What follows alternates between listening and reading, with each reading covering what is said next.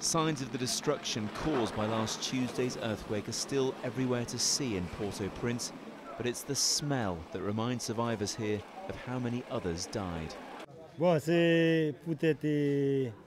It's because of the dust and the odor of the dead bodies.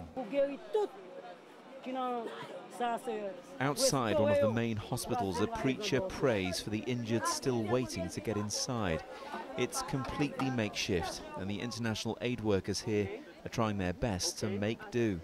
I think initially for the first day or 2 days there were just people here with lots of really bad injuries that would need an operation immediately, and those patients had waited 2 or 3 days. And so now over the last day and a half or so we're actually getting some of those people to the operating rooms that we're running here.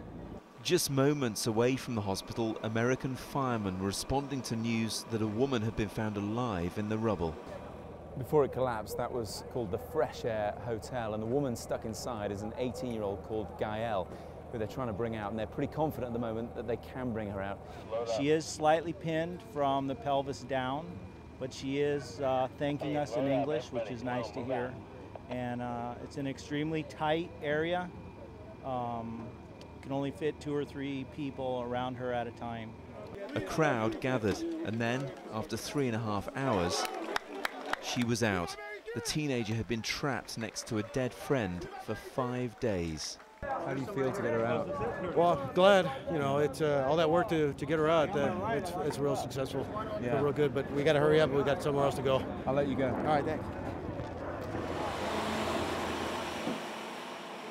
In the shadow of Haiti's collapsed presidential palace, hundreds of homeless have now set up camp, and more of them are getting angry at the lack of help they're receiving.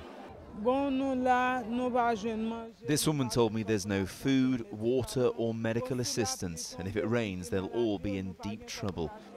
Aid is slowly filtering through, but in a country that was on its knees before the earthquake, the future is now more uncertain than ever.